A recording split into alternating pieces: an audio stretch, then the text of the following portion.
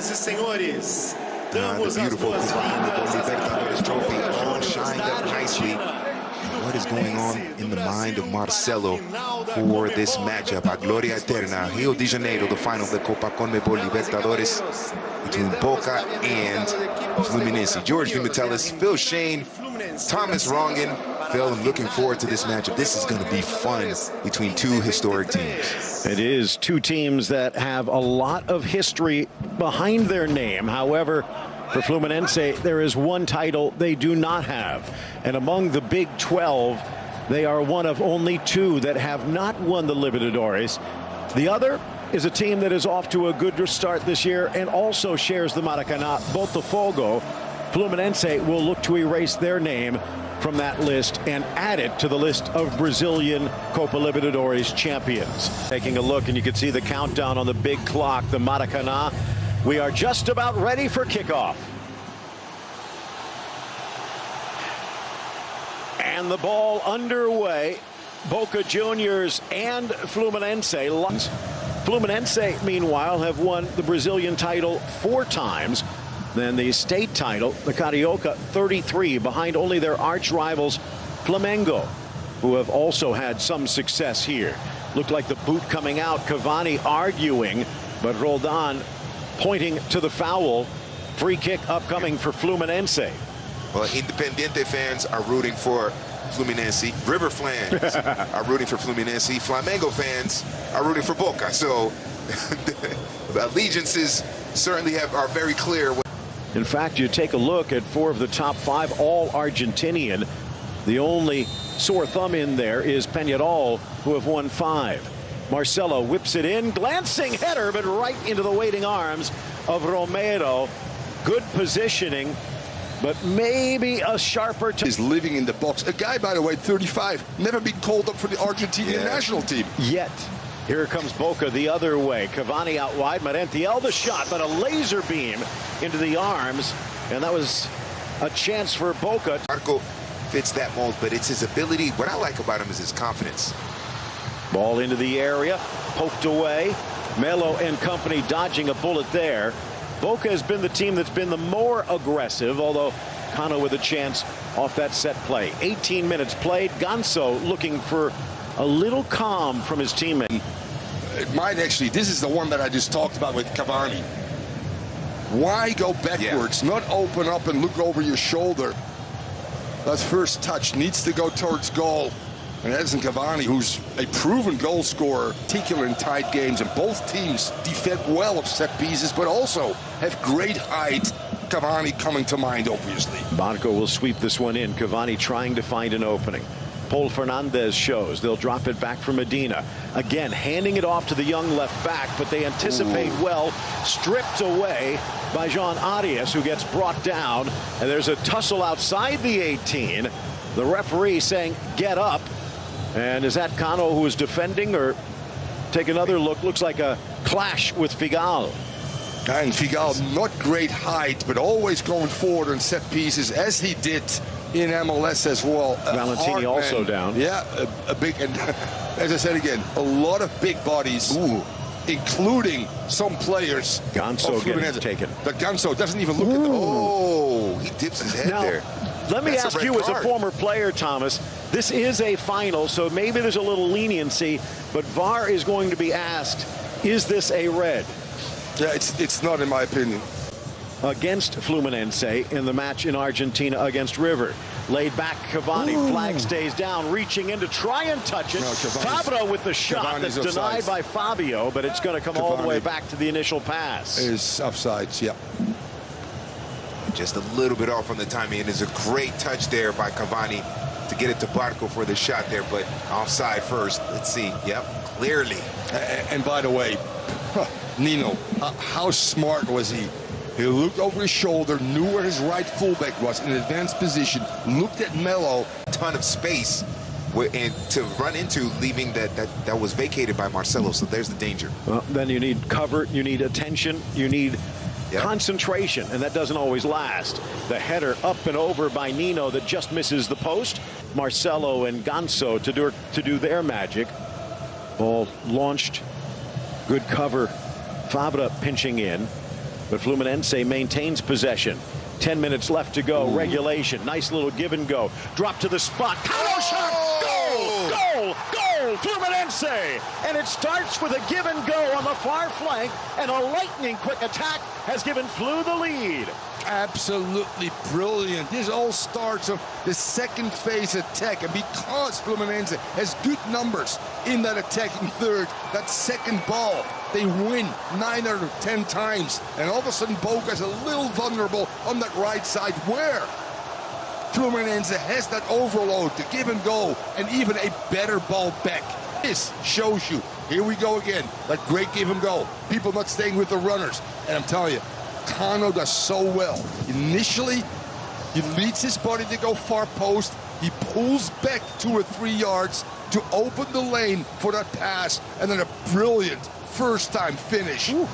This is a player who will score about 20 times more goals after 30 than he did prior. Here's Marcelo from distance, but it sails high. So first of all, credit to the clubs that were patient or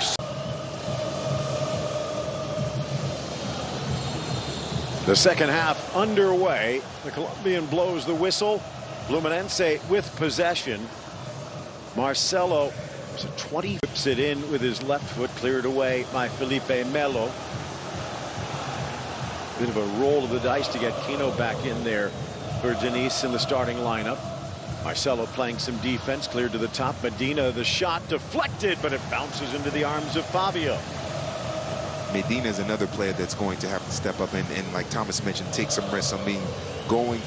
Fluminense just says, okay, then we'll come down his wing. And which is a great point, because he's defended more than he's been able to attack. Here's Advincula. Cannon shot, side netting, but on the wrong side of the post. And go after the left side of the defensive Boca, because Fabra is not known for being a strong defender. So he is prone to be out of position a little bit. So if he doesn't get help from Barco, then boom, that's easy. And then what you guys mentioned, we looking to try and track things down in the corner. Another flick for Ganso, and now they're off to the races. Pinned in the corner, but now it's a sprint to the finish. Cano was taken down on a tackle near midfield. Another player knocked down. Here's Cano threading it forward, but just a little too far for Arias. Also, this is why you brought him here. Arias into the 18, drops it back, out wide for Cano, again flooding the right side. Arias chesting it down, dribbles into a triple team, seemed to be pulled down in the box. He's up with arms in air. VAR will take a look at the Fluminense bench. Roldan had an earlier shout for a penalty that was dismissed, and he's giving the signal now. VAR's looking at it. Let's calm down. But Boca maybe one replay away from going down 2-0. that's clear. The referee actually said, I looked at it, but this is 100% penalty. No doubt about it. Into the middle, Martinelli. Boca blasts it to midfield. Again, first to the loose ball. Ganso in a showdown with Cavani, but it was Merentiel's challenge that will give Fluminense a chance to bleed the clock. Andre. Cavani now involved for the 3rd time. Gets other players involved. And again, yes, Cavani has stepped on somebody's toe, which is not a yellow card, but a very easy call for the referee in favor of Fluminense. And now we're starting to see Boca rough tackles. Can they hold on? Boca has been able to force penalties throughout the knockout stage and eventually advance. Today, there would be no further round. It's the trophy on the line. Here's Martinelli inside. Shot Andre, but ball whipped across. Too shy for Merentiel. Boca now scrambling to win it back in the midfield. Roldan letting Boca fight to get the ball back. Chance for Fernandez. Cannon shot, but stopped by Fabio on the goal line. Xavier waiting to get permission to get back onto the field. The referee seems to be ignoring him. Maybe thinking he was trying to bleed the clock a bit. Out wide, Medina, Advincula. Not as adventurous as he had been in the past.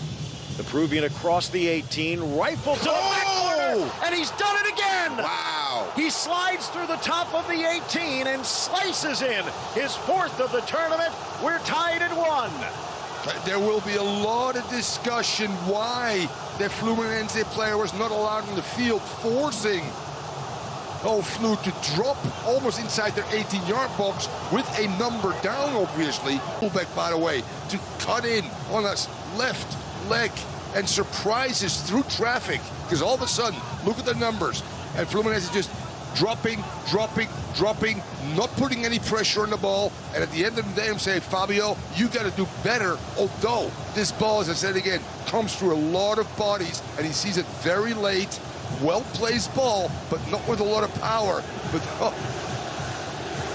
unbelievable. The Boca is back in this game based on what we've seen throughout. And well, is this going to be considered interference? Yeah. Now, you take a look at that back line, and at this point, it appears as though there's a defender back anyway. Not often that you have your right back as your leading scorer. Well, Cavani, as you said, you saw the socks. It's a dead giveaway. Was not happy, but his day is done. So the younger Merentiel will stay out there. Benedetto will be checking in. So Benedetto pretty much won the war of words with his coach, who said, no, I'm going to stay with this. Like another change as well. Ooh, and it's Boca making a double switch. Speaking of that far flank, Ganso will exit stage left. Marcelo will also check out. Diego Barbosa will be one of the substitutes. Let's see.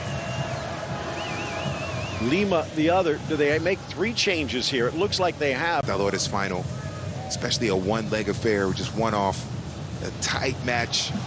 Kennedy taking advantage of the bouncing ball. 3v3, takes the shot himself, and even though he stumbled, Romero back to his feet quickly.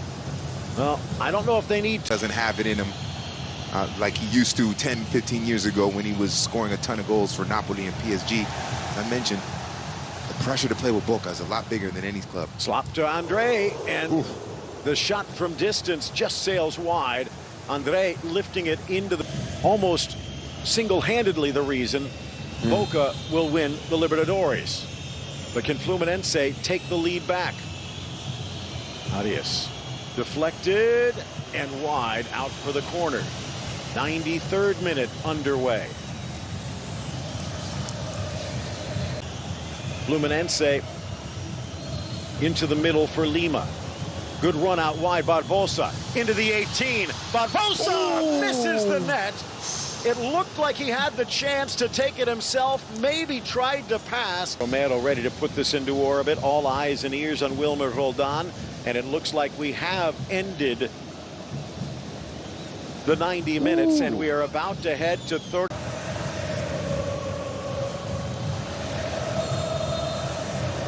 And we are underway. Those two have been pretty solid in the middle. 155 matches, averaging about 2.5 goals, which means we're missing about a half. Looking for the corner, but Romero gets there first. Brings it all the way back. All it takes is one.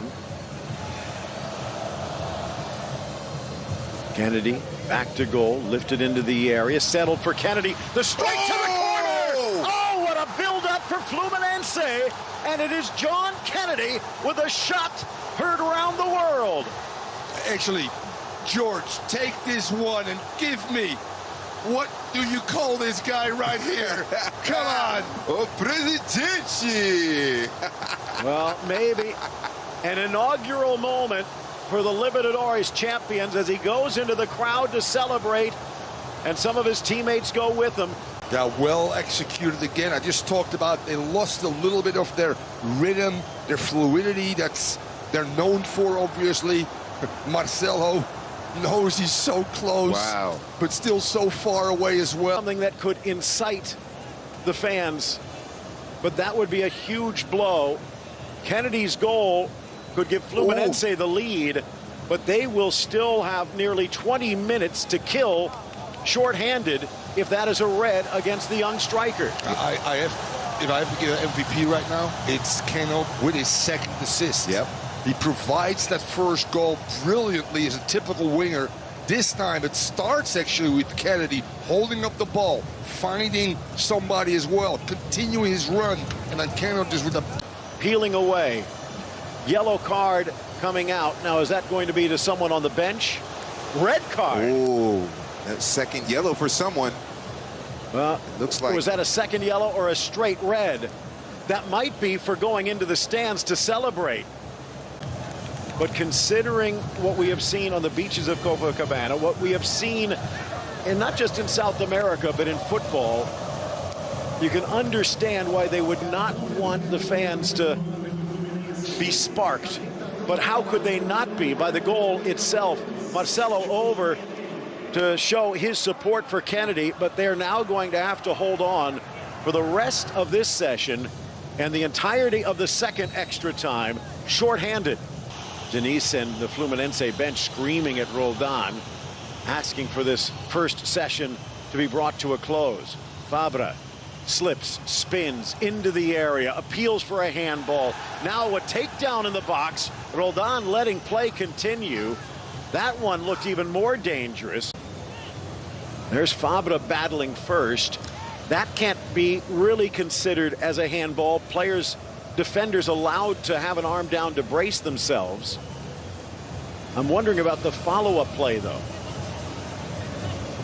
Wow, yeah, very close. But both players are tussling, not enough. But yes, Phil, falling down unnatural versus natural. I've seen a lot of penalties given with a stationary arm if a defender slide tackles, which normally you use your arms. You have to, as a method to break your fall. Ooh. And this ball does touch, by the way, his hands, and now it could get ugly, by the way. Also, Nino wearing the captain's armband, and there's Fabra with the slap.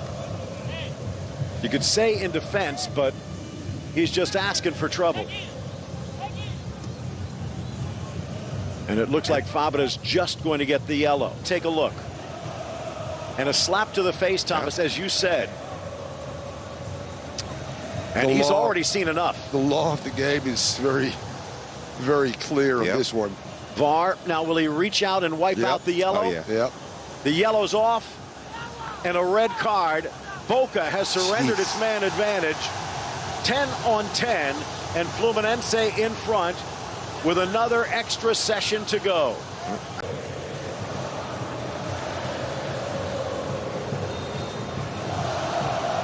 And we are underway in the second stanza of extra time. Two more subs for attacking player throughout the course of this match. Long switch near side. Boca bringing it down. Over Guga, the substitute to defend. Threaded in. Benedetto on the turn. The shot to the corner. Whistles wide, creating that opening almost single-handedly. They've done this whole season, quite frankly. Well, they need to get the ball first. To Medina on the sideline. Ball whipped in, grabbed by Fabio, pops onto the loose ball just in time. Again, that's all they have there. There will be chances from distance. Happy ball the other way, and off to the races comes Sean Arias. Could take it to the corner, or perhaps in for Cano. Back to Arias, spins it to the middle. The chance trickles off the post and out. Oh, so close to the insurance goal from Guga. Clinical there in transitions. From Boca, that's lacking right now. Ball from Arias. Just falls perfectly.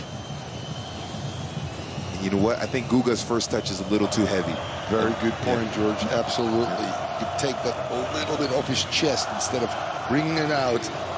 Bring that chest in, it will fall perfectly, gets away from him, and now he's going to stretch. Advincula, screaming for it, near side, Taborda, settles, swipes it forward, Cano flies into the challenge, might have come off the leg and then the arm, so a free kick for Boca. And 22nd minute, the free kick will be left, trying to make sure his teammates are on side, has a go, bangs it in, it's Cano again, actually, out it comes. Is that going to be the final whistle or off a hand? It's Lima who took it to the loose at the top of the 18 and slammed to midfield. And as the ball comes down, the Fluminense fans ready to celebrate, but Wilmer Roldan is not ready yet. There it is, the final whistle. And Fluminense, the champions of the 2023 Copa Libertadores, Fernando Diniz. The impossible dream comes true. There are so many side stories to this. You just mentioned one name, the head coach that has made his mark in the last 2 years. Also now the interim Brazilian coach, Marcelo, coming back to his childhood club, picking up another trophy. Your boy, Kennedy, coming off the bench, scoring and getting a red card as well.